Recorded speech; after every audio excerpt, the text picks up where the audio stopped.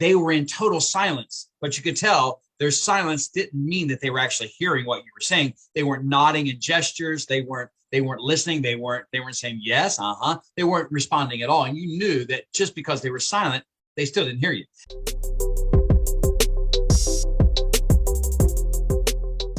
How good are you at listening? I mean, really, be honest with yourself.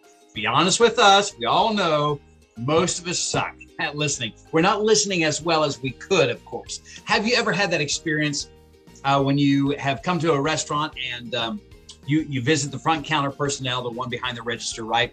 And they seem to be talking over you. They're interrupting you. You're trying to place your order and they keep on interrupting. Oh, yeah. I know. It's like they want to hurry up and kind of move you along, right? That's not the listening that we want to have. Maybe it's not that they were talking over you. They were in total silence, but you could tell their silence didn't mean that they were actually hearing what you were saying. They weren't nodding in gestures. They weren't listening. They weren't saying yes, uh-huh. They weren't responding at all. And you knew that just because they were silent, they still didn't hear you. Maybe they were talking, just not to you.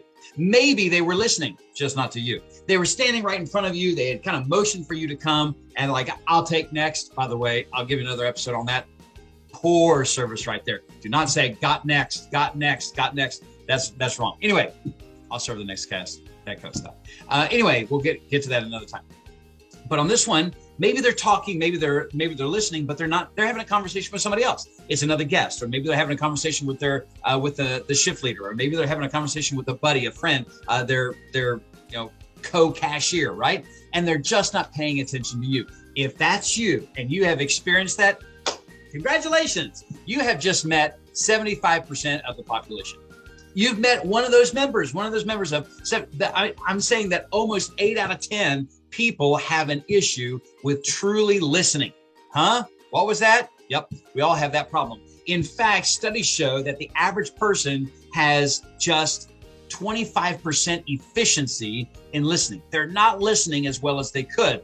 And yet 85% of all of our learning is done by what we hear, by what we listen to, right? So if we're only listening at a 25% efficiency level, and yet 85% of all that we know or think we know comes from listening, we need to ramp up the listening, don't we? You've got to listen in order to learn. And most only recall, according to surveys, 50% of everything that was just immediately said. And so that's why a lot of people have to repeat an order back again and again. By the way, that's why it's a good standard policy for those on the front counter to make sure they have also heard what they ordered by repeating the order back to them. Boy, that's just such a game changer. If you can have your cashiers, and this is not even part of my subject matter, but if you can have your cashiers repeat the order back to them, because guess who else has a listening problem? The people placing the order. You and I, if we're a customer coming in, we struggle with listening because we're part of the 75% of the population that struggles. They have struggled listening. And then it's led me to consider 5 basic categories and ways of listening. There's 5 categories of listeners, and I want to give those to you really quickly. First of all, there's the pretend listener. They look like they're really taking it in, but it's only an act. They haven't heard a word you said. They're just pretending to listen. There's the courteous listener. You see, the courteous listener, they're the ones that they know it's right to not interrupt. But that doesn't mean that in their silence, they're actually hearing what you have to say, right? And so they're not interrupting you, and that's a good thing, but they're also not listening to what you have to say, and that's a bad thing. The third way is the corrective listener. Do you know this type? Maybe you have a buddy, you have a friend, you have a sibling that's this way, or maybe it's you as a parent, you have a child who's this way, or maybe a spouse that's this way. Basically, the corrective listener, what they do is they listen only for what they disagree with. And they cannot wait to interrupt what you have to say and say, oh, no, that's not what I said. No, that's not right. They're only listening to disagree. They're a disagreeable type of person, right? So there's the pretend listener, the courteous listener, the corrective listener, and then there's the preparation listener.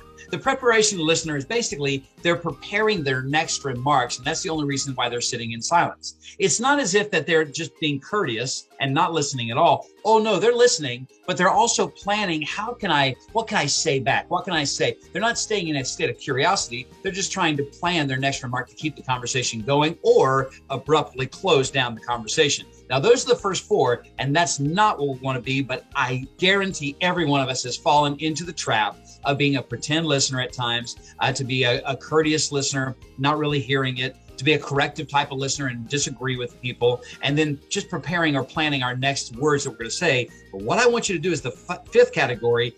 That's the active listener. The active listener, they're focusing, they're observing, they're paying attention. They care truly about who's doing the talking, what's being said, how it's being said. They're really clued in on the tone, and they're also listening for what's not being said as well. Of these five categories, which one do you fall in? Which one do you fall into most? Because I know you do. I know I do. We all do, right? We all struggle in this area of listening at this highest level. But what if we were able to take our listening to a new level? What if we were practicing active listening at the point of serving our guests? So when they come to the POS or the register and they're going to place their order, or the menu board, they're going to place their order, or for an order taker, they're going to place their order, or on the phone, and we truly practice active listening, wouldn't our customer engagement and our customer amazement, wouldn't that increase? Of course it would. What if we were active listening when we were recovering our guests? We truly heard what they were saying, and we empathized with them, and we really listened on how we might best recover them. What about when communicating to the back of the house, or the back of the house communicating to the front of the house? What if we were active listening? Wouldn't that increase that engagement? Of course it would. What if settling team member disputes, or maybe it's strategic planning? If we were truly active listening, our communication would be enhanced for sure. So when we listen, we learn. And when we learn, we can grow and improve. And did you know, this last thought, that the word listen and the word silent, they share the same letters. So listen well, and you'll learn a whole lot